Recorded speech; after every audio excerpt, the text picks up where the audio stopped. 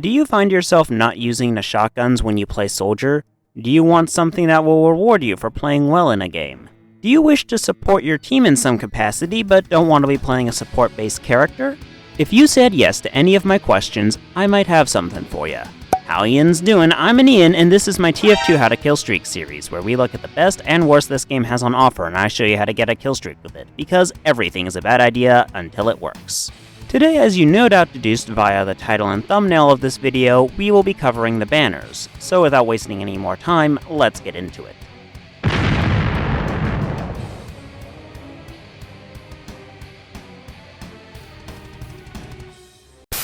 We will start with the buff banner, since it's the one that can be acquired from an achievement. The Soldier Milestone 3 achievement to be exact. As for what this item does, effectively nothing at first, even though it takes up the equipped slot of the shotguns, which means that whilst you have this equipped, you will only be able to do damage directly with your rockets and melee weapons. But that's only until you are able to fill up the rage meter this item has. You see, all banners have a rage meter that fills up as you do damage to opponents. For the buff banner specifically, you'll need to do exactly 600 damage, which is the equivalent of 2 heavies at full health's worth of damage, in order to fill this meter up completely. Please keep in mind that killing people is not a factor in building up the rage meter whatsoever, only damage dealt. This means when you're using the banners, it is entirely reasonable to shoot at people that you know won't be able to die whatsoever, such as individuals at full health standing next to the resupply cabinet in spawn. As for what you'll be able to do once you fill up this rage meter, the answer is quite simple. You'll be able to blow your horn or trumpet, I'm not sure which one is the correct word to use here, so we'll just call it the MacGuffin stick. And once you blow into your MacGuffin stick, you'll get an AoE buff that applies to you and all of your teammates.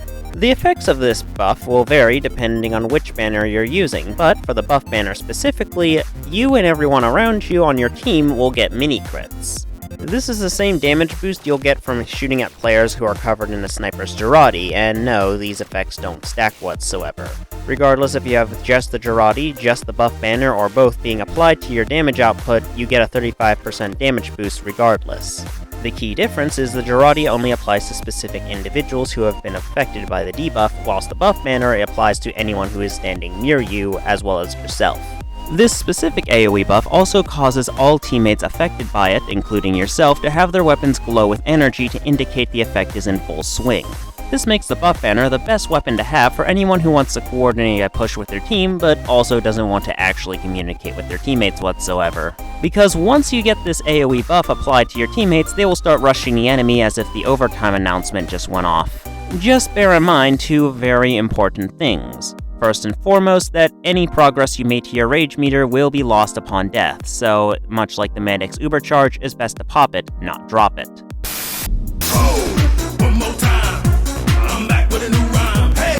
Also bear in mind that the buff banner does nothing to improve your survivability directly whatsoever, unlike the other banners, which grant passive bonuses that make keeping yourself alive significantly easier.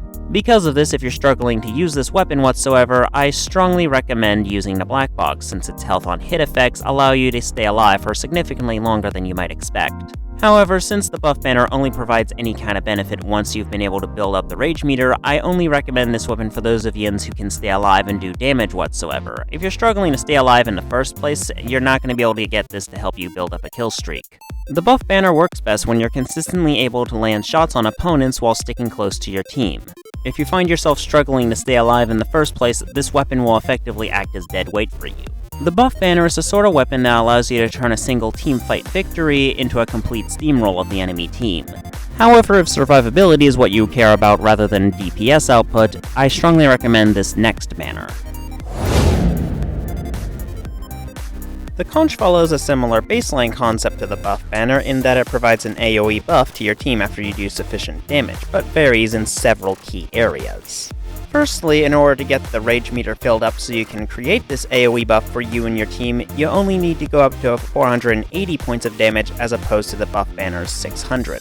This is to compensate for the fact that the effect you receive from this AoE buff is actually weaker than the buff banner, that being a speed buff as well as a health on hit effect similar to if your opponents were covered in mad milk. This means while the rage effect is significantly weaker than the buff banners, it will be much easier to utilize since you'll be able to crank it out far more frequently. especially when you consider the Conch's passive ability being health regeneration. That's right, when you have the Conch equipped, you'll regenerate your HP passively by 1 to 4 HP a second depending on how recently you were injured by enemies. Personally, I like to use the Conch as an alternative to the gunboats, since it allows you to stay alive for much longer than the gunboats would, since the gunboats help you prevent self-harm from your rocket jumping, whilst the Conch allows you to recover from any and all forms of damage you receive, not just that which you receive from rocket jumping.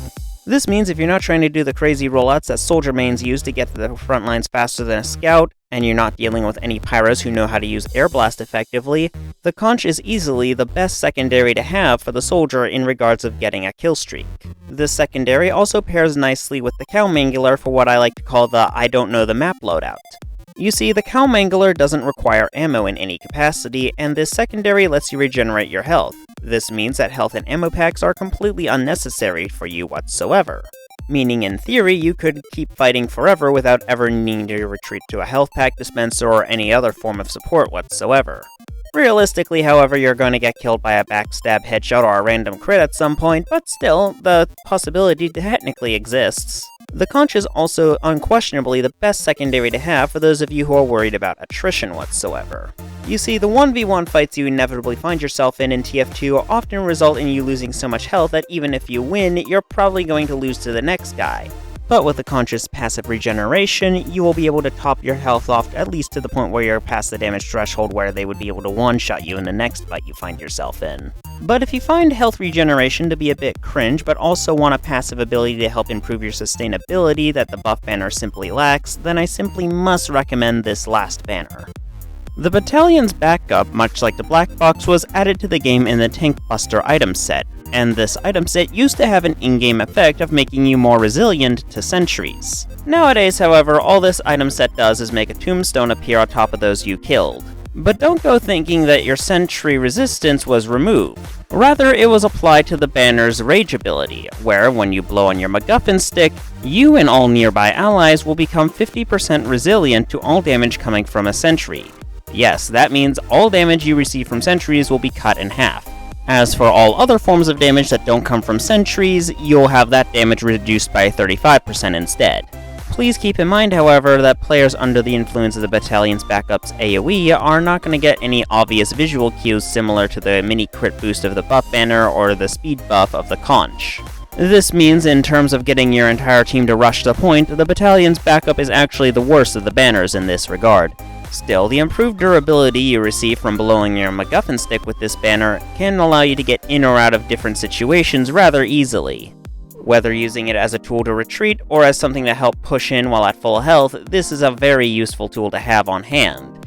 And even if you haven't been able to fill up the rage meter completely with this weapon yet, you can still get some beneficial use out of it since it also passively enhances your maximum HP by 20. Not only does this enhanced HP allow you to survive extra hits that would normally kill you with other secondaries, but it also affects how much overheal you can receive from medics. This means it's possible to have more health than a baseline heavy if a medic is willing to heal you while you're at full HP. And if you're using this banner against pyros, you're probably going to need it, since unless they're using the flog, they're going to be able to air blast their rockets right back at you. The best advice I can give you to deal with this issue in that regard is to simply aim next to the pyros rather than head-on at them. Not only will this make it slightly harder for them to air blast your rockets in the first place, but it'll make it significantly harder for them to aim them back at you. Still, if pyros are able to consistently kill you with your own rockets in spite of your best efforts, even with my advice, I simply must recommend either switching secondaries, classes, or servers, because quite frankly, if you're dealing with an air blasting god, there's not much you can do when you're using the banners. As a result, I give the banners a team player out of 10. These weapons work best when you're sticking with your team and using them as meat shields to overcome individuals like air blasting pyros that you would not be able to reliably deal with on your own. Still, if you're the kind of person who likes to play as a roamer who acts as a bit of a lone wolf who takes unexpected flank routes to destroy the enemy team, you'll find the other secondaries more suited to your playstyle. But that's going to be all for now. Be sure to like the video if you did, subscribe if you don't want to miss the next video I make, comment what you want to see me cover in the future down below. I've been Ian, you have been you, and this has been the last episode of my How to Killstreak series. I intend to one day return to Team Fortress 2 and make videos about it in the future, but for now, I think it's best to circle back to other projects. Thank you all for watching.